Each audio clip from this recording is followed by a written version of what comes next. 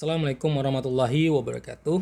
Nah, ini adalah pertemuan ke-15 untuk perkuliahan kita kali ini dan kita akan membahas tentang analisis kovarian. Oke. Nah, jadi analisis kovarian itu atau biasa kita singkat dengan ANAKOVA itu adalah teknik gabungan dalam statistik yang menggabungkan antara regresi dengan varian, ya.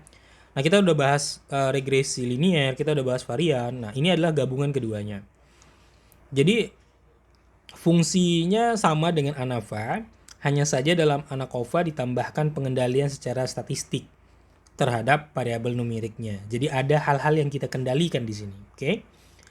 Variabel numerik dimasukkan sebagai kovariabel dengan tujuan untuk menurunkan error variannya dengan jalan menghilangkan pengaruh variabel tersebut.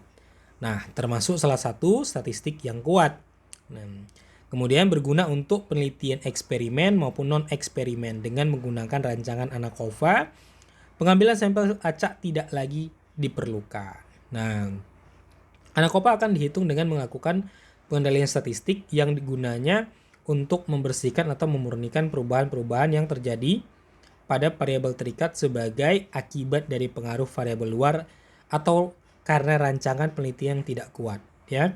Nah, pengendalian terhadap pengaruh luar dalam penelitian memiliki fungsi yang penting, terutama untuk mempelajari pengaruh murni. Jadi, tujuan analisis kovarian ini adalah kita memurnikan suatu hal yang mau kita cari pengaruhnya. Misalnya kita katakan pengaruh A terhadap B. Nah, pengaruh A terhadap B tentunya atau mungkin saja ada pengaruh-pengaruh lain terhadap B tersebut, bukan hanya karena A. Nah, jadi kita murnikan, kita hanya ingin tahu seberapa besar pengaruh A terhadap B. Nah, kira-kira seperti itulah yang disebut sebagai analisis kovarian. Oke. Jadi ANAKOVA merupakan teknik statistik yang sering digunakan peneliti eksperimen dan juga observasi, ya. Keunggulannya pertama dapat meningkatkan presisi, ya, rancangan penelitian terutama apabila peneliti masih ragu pada pengelompokannya. Kedua, dapat digunakan untuk mengendalikan kondisi awal. Ya, ketiga dapat digunakan mereduksi variabel luar yang tidak diinginkan, ya. Nah, asumsi yang harus dipenuhi ANAKOVA adalah pertama ada normalitas, kemudian ada homogen, kemudian ada linear. Nah, kemudian koefisien arah regresinya tidak sama dengan 0, kemudian koefisien arah regresinya homogen. Nah, jadi ANAKOVA ini juga termasuk analisis statistik yang dikategorikan parametrik, ya, artinya harus memenuhi syarat-syarat seperti uji normalitas, uji homogen, ya. Jadi harus terpenuhi. Jadi kalau misalkan dia tidak normal, tidak homogen, maka uji statistik ANAKOVA ini tidak bisa kita lakukan gitu, ya.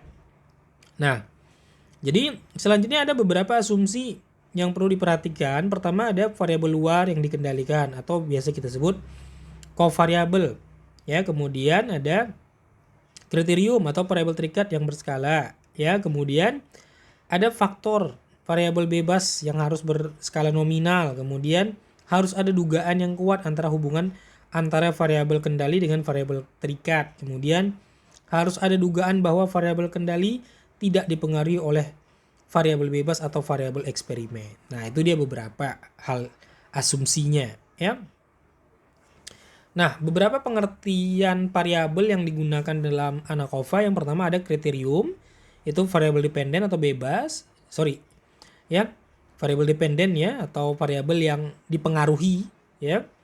Kemudian kovariabel itu variabel yang mempengaruhi, kita simpulkan X. Kemudian ada faktor, yaitu sebutan untuk variabel independen dan variabel eksperimen yang ingin diketahui pengaruhnya. Oke, ya.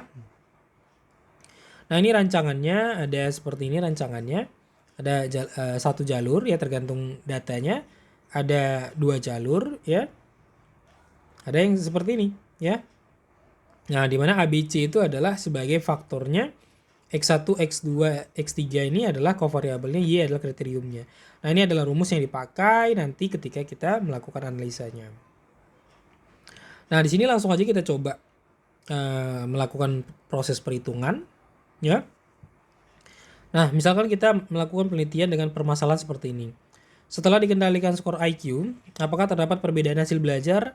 Ya, hasil belajar itu kita simpulin Y antara siswa yang mengikuti pembelajaran metode kooperatif A1, kita simbolin A1, dan metode ceramah A2, kita simbolin ya, dan pemberian tugas A3. Nah, kita mau tahu apakah dengan IQ yang sama, kita katakan IQ yang sama, maksud dikendalikan di sini, disamaratakan IQ-nya.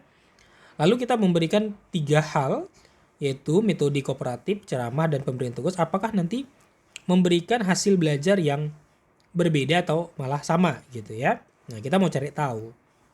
Nah, hal ini juga bisa berlaku dalam proses hal yang berkaitan dengan pertanian tentunya ya. Jadi tidak selalu terhadap hasil belajar seperti ini. Misalkan kita mau mengetahui pengaruh pupuk A, pupuk B, pupuk C terhadap suatu padi misalkan atau pohon. Nah, jadi kita bisa lakukan analisis ANAKOVA ya terhadap hal tersebut gitu ya. Nah, hipotesisnya apa atau dugaannya? Setelah dikendalikan oleh variabel ya, skornya terdapat perbedaan hasil belajar Y antara siswa dengan metode A1, A2, dan A3. Nah, jadi untuk statistiknya tidak ada perbedaan, H0-nya, H1-nya ada perbedaan. Oke ya. Nah, kemudian kriteria pengujiannya, jika F hitungnya lebih besar F tabel, maka H0 ditolak. Ya, artinya ada perbedaan. Ya, jika F hitung lebih kecil dari F tabel, maka H0 diterima. Ya, tadi H0-nya nih ya, H0-nya tidak ada perbedaan ya. Nah, kalau H1 tuh ada perbedaan. Oke. Nah, di sini misalkan kita punya data penelitian, tapi ini fiktif, artinya dikarang. Nah, ini ada kelompok A1, kelompok A2, dan kelompok A3, di mana tiap-tiapnya ada 10 siswa atau mahasiswa. Nah, ini adalah nilai-nilainya, ya, ini nilai-nilainya. Oke. Nah, jadi kita mau lihat dia di sini, ya, apakah ada perbedaannya di sini. Nah, jadi di sini kita gunakan 30 mahasiswa ya, karena kelompok 1 ada 10, 2 ada 10, 3 ada 10 gitu ya. Nah, jadi kita bikin tabel bantuannya, boleh pakai Excel, boleh. Nah, tapi misalkan nanti dalam pembuatan skripsi atau tugas akhir mata kuliah ya, maka disarankan menggunakan software, yaitu bisa saja menggunakan SPSS yang paling mudah atau software yang lainnya. Nah, di sini standar ya, kita bikin nomornya. Ini kelompok 1 ya. Ini tadi nilai yang tadi yang awal tadi, ini kita kuadratin, ini kuadratin semua di sini, kuadratin ya. Jadi ini kuadratin, taruh sini hasilnya. Yang ini dikuadratkan, taruh sini hasilnya. Nah, X kali XY ini artinya X kali Y. Ini kalikan, letakkan di sini, kalikan, letakkan di sini, dan seterusnya. Nah, ini juga berlaku untuk yang kolom A2 dan kolom A3. Ini A3 ya. Nah, sorry, ini ada kesalahan. A3. Oke. Nah, kemudian buat nih jumlahnya, ini kita jumlahkan semua. Nah, rata-rata itu adalah ini 520 bagi 10 nih ya. 300 bagi 10 ini rata-rata, itu konsep rata-rata. Oke. Nah, kemudian kita rangkum yang tadi ya, kita letakkan dalam sebuah tabel lagi. Ada N, kelompok 1 ada 10 mahasiswa, 10 ya, totalnya 30. Sigma, ini bacanya sigma X artinya jumlah dari X. Kelompok 1 tadi 520, 470, 490, tambahkan sigma X kuadrat ya. Tadi di sebelumnya juga sudah ada sigma X kuadrat ya. Nah, ini dia tadi sigma X kuadrat nih, ya kan? Nah, kita letakkan. Nah, jadi kita rangkum dari yang sebelumnya tadi di sini, kita rangkum dia. Oke, kita rangkum dia. Jadi rata-ratanya 52 untuk kolom 1, Y-nya 30 ya. Nah, setelah itu kita hitung jumlah kuadrat Y-nya atau JKYT sama dengan atau nama lainnya sigma YT kuadrat, atau nama lainnya S totalnya ya. Nah, jadi rumusnya ini. Nah, 40706 ini dari nilai YT kuadrat ya. Nah, YT totalnya ini dia. T ini artinya total. Jadi kita lihat Y kuadrat nih ya. Ini kan Y kuadrat, karena dia total kita lihat di sini totalnya. Nah, ya, kemudian YT kuadratnya 1050 ya. 1050 ini maksudnya. Ini dia. Ini kan Y ya, lihat totalnya nih. 30 ini dari mana? Dari ini, 10, 10, 10. Jumlah sampelnya 30. Nah, kita hitung seperti biasa, dapat ini. Oke. Nah, ini juga jika XT-nya, ya. Ini lihat sigma X-nya. Sigma X-nya di sini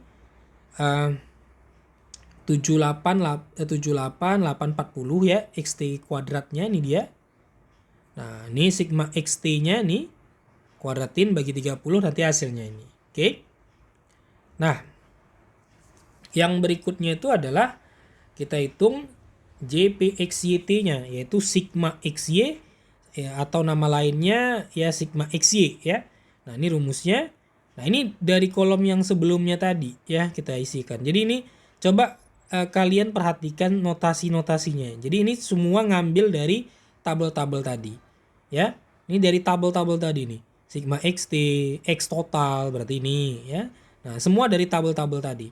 Ya, tabel-tabel sebelum yang ada di sini ya. Kita ambil dari yang ada di sini. Oke. Nah, tinggal disubstitusikan saja sebenarnya dapat ini. Nah, kemudian menghitung beta. Sigma XY per sigma X kuadrat. Nah, sigma XY ini dia ya. Nah, ini kan sigma XY kan ini. Nah, ini nilainya ini. Oke. Nah, kemudian sigma X kuadrat. Nah, ini dari tabel tadi. Ya, bagikan dapat ini. Nah, kemudian menghitung JK regresi totalnya. Beta dikali sigma XY, ya kan? Nah, tadi betanya ini 0,519 dikali sigma XY-nya 3022, ini dia. Ya, sigma XY. Ini kan sigma XY, oke? Kemudian menghitung JK residu totalnya. Nah, ini JKYT ya, JKYT dikurang JK regresi totalnya. Nah, ini yang ini dari sini. Nah, kemudian 3956 nih dari yang sebelumnya. Ya, ini dia. Nih, 3956-nya. Ini kan JKYT, ya kan? Nah. Oke, tinggal dihitung dapat ini. Kemudian kita menghitung sumber variasi dalam JK residunya. Nah, JK dalam residunya. Nah, ini sebenarnya sama saja, kita tinggal masukkan saja nilai di dalam tabel tadi. Nah, ini Y kuadrat total, tadi di dalam tabel juga udah ada, ini dia. Nah, YA, ini artinya kolom A, ya kan? Lihat di kolom A-nya. Nah, 300 kuadrat sigma Y 300 bagi 10, karena tadi kan siswa kelompok A itu kan ada 10-10 ya masing-masing. Nah, lihat masing-masing. 300 390 dari tabel tadi bagi 10 semua ya. Jadi ini dilihat di dalam tabel tadi. Lihat simbolnya ini. Sigma Y ya kan. Sigma Y itu berarti ya lihat sigma Y. Nah, 300, 390, 360 dibagi dengan 10, 10, 10. Oke, dapat ini. Nah, ini juga sama. Sigma XT ya 78840 tadi juga dari tabel tadi. Nah, sigma X, lihat sigma X-nya, lihat yang di kolom tadi, yang di tabel tadi. Jadi ini tinggal kita substitusikan bagi 10. Karena N itu artinya jumlah mahasiswanya atau siswanya. Oke. Begitu juga dengan ini sama ya. Jadi perhatikan simbol. Jadi kita mensubstitusikan itu berdasarkan simbol. Nah, ini simbolnya apa? Lihat di dalam tabel tadi simbolnya. Itu adalah nilainya, ya. Nah, ini dia dapat. Nah, kemudian tinggal kita bagi sigma XYD. Nah, sigma XYD mana sih? Ini dia. Nah, makanya tadi saya bilang perhatikan simbol untuk mengisinya nih. Nah, ini dia. Masukkan kemari. Sigma X kuadrat D, mana dia? Nah, ini. Nilainya berapa? Ini 5.700. Nah, ini kita bagikan dapat ini. Oke. Nah, kemudian juga sama, beta yang tadi 0,5705 dari yang sebelumnya tadi ya. Sigma XY yang tadi 3252 tadi dari sebelumnya juga kalikan dapat, ya. Kemudian jika residunya, nah ini 3536 dari sebelumnya tadi dikurang dengan jika regresinya nih. Ya 1855,352. Ini dia, ya. Makanya perhatikan simbolnya nih. Nih dia masukkan. Oke. Kemudian menghitung sumber variasi antarnya. JK antarnya, ya. Nah, 2388,641 dikurang 168065. Ini dari ini. Nah, ini dari yang sebelumnya tadi, JK resi totalnya.